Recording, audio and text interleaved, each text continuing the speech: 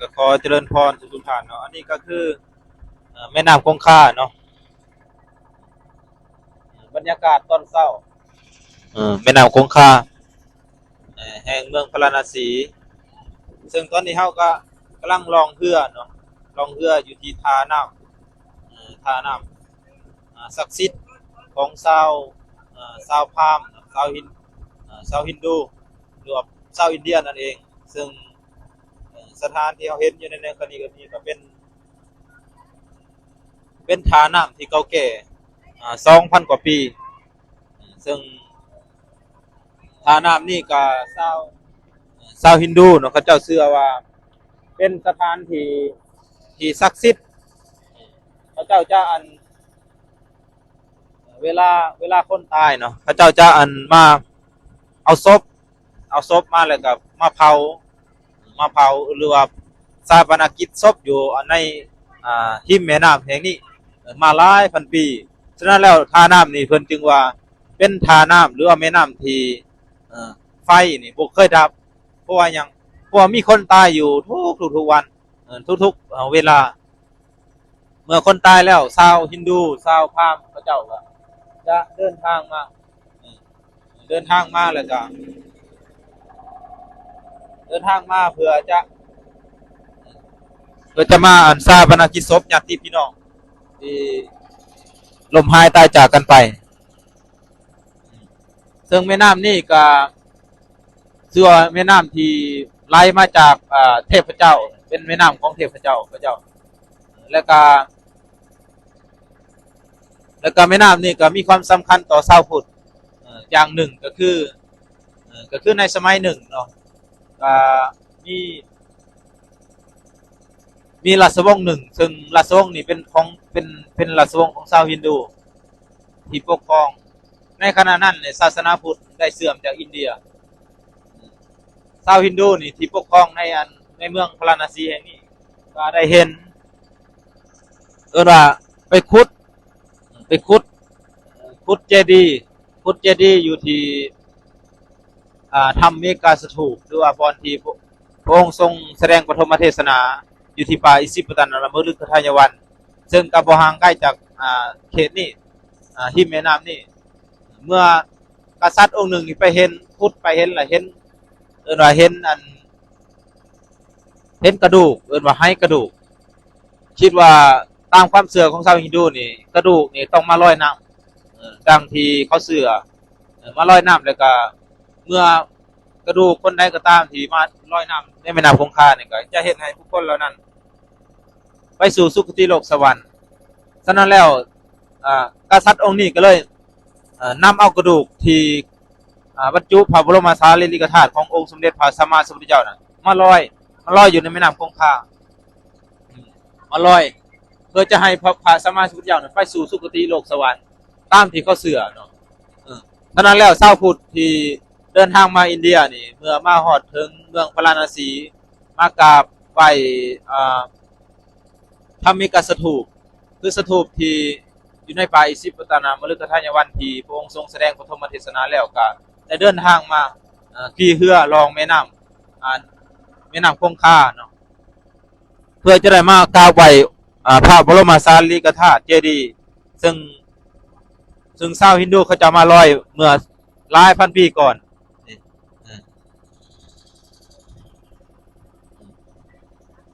อันนี้ก็นกเนาะนกมันบินตามแม่น้ำ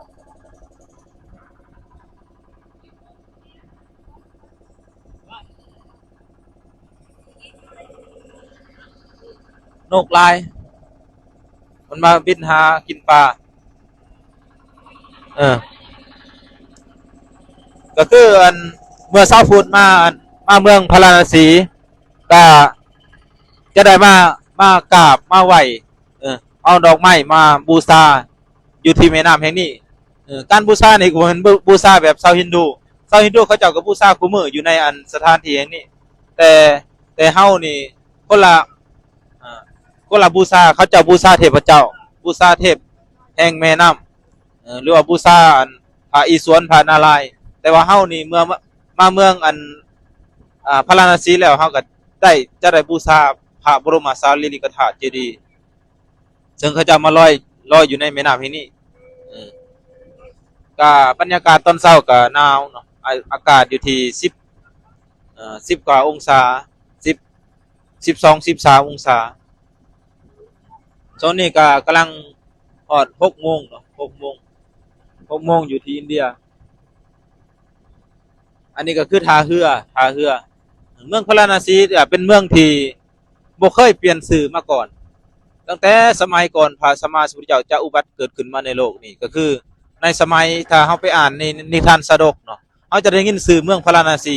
ปกครองโดยพระเจ้าพรหมทัตอยู่ในอันท่าแห่งนี้ก็จะมีวังว่าวัง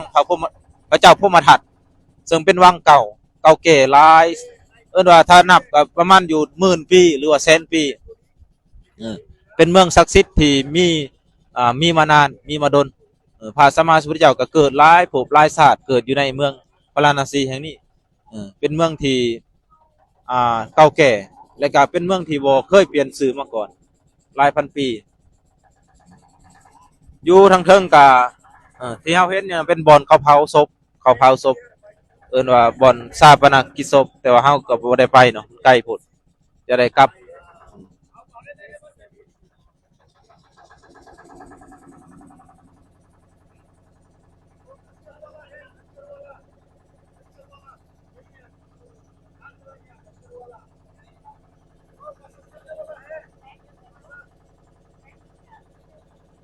พวกชาวฮินดูพวกชาวพราหมณ์เขาเจ้าตอนเช้าเขาเจ้าก็ลงมาอาบน้ำว่าอาบน้ำสำระล้างบาปสำระสิ่งสกปรกที่เขาเจ้าเชื่อว่าถ้าว่าเฮาอาบตอนเช้านี่เป็นการล้างบาปตอนกลางคืนแต่ถ้าเฮาอาบน้ำอ่าตอนตอนแรงก็เป็นการล้างบาปตอนสวยหรือว่าตอนกลางวันที่เฮาเคยเฮ็ดบาปเฮ็ดกรรมมาไว้เฮ็ดว่าเฮ็ดทุจริตธรรมการฆ่าสัตว์การลักทรัพย์การประพฤติผิดในกามนี่เขาเจ้าก็จะมาล้างบาปล้างตอนแรงก็ล้างแล้วก็ตอนเช้ามากก็ ตื่นมากก็เดินทางมาเพื่อจะได้มาล้างบาปเออเออตอนนี้ก็กำลังจะเกลือนกเนาะเกลือนกเอาขนมนกอินเดียนี่มันจะคือนกบ้านเฮาเด้นกบ้านเฮานี่ย่านคนแต่ว่าอินเดียนี่นกอินเดียมันบ่ย่านเพราะชาวอินเดียนี่เขาเจ้าบ่ฆ่าสัตว์เขาเจ้ากินแต่อันมังสวิรัติก็คือกินแต่ผัก กินถั่วอืม नाव वाले क्यों नहीं आ रहे तो नमकीन लेकेอืม दोपहर में आओ आओ आओ दिखेगा भी नहीं โอ้ तो नहीं खा रहा है वो खा रहे वही खा रहे ตะเว้นก็ยังบ่ขึ้นช่วงนี้ और หมอก दे หนา दो ज्यादा ज्यादा दे อากาศหนาว आओ उबेन फिट फिट ज्यादा ज्यादा दे दो आएगा आओ आओ भूख लगा है सुबह सुबह आओ โอ้นก बातें तो मिल करेगा आओ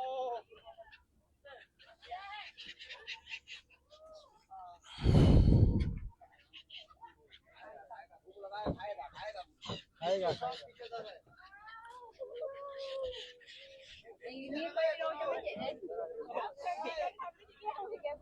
อ่าอันมากิน Nè, ngồi ngay đây, quay mặt vô đây để em chụp thực phẩm với lại chim. Nhanh nhanh nhanh. นกอันนี้คล้ายๆนกเป็ดเนาะนกเป็ด Bằng luôn. นกนางนวลเหรอนกนางนวล Cười qua đây. คล้ายๆเป็ดคล้ายๆห่าน Hai trên đầu em gỏi em vậy. อ๋อเดินมากิน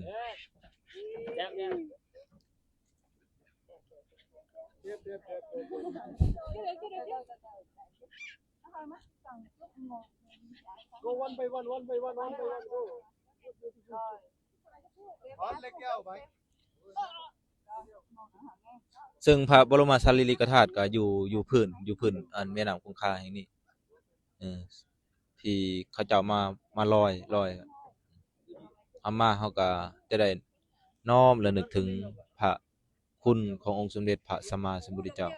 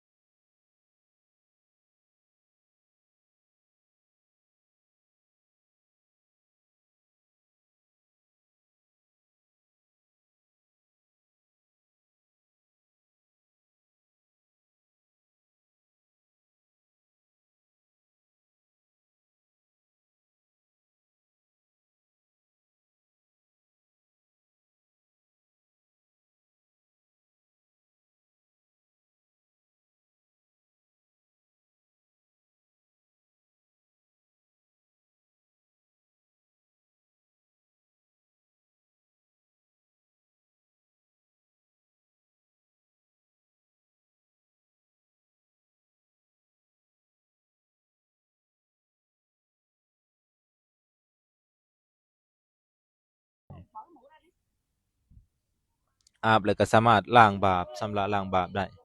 ล้างบาปล้างกรรมแต่ว่าในพระพุทธศาสนาเฮาก็บ่ได้สอนเรื่องนี้บ่ได้สอนให้เฮาเชื่อในเรื่องสิ่งศักดิ์สิทธิ์สิ่งที่บันดลบันดาลสิ่งที่ล้างบาปได้คือเชื่อในสิ่งที่ภายนอกวัตถุภายนอกนี่บ่มีผลต่อเฮา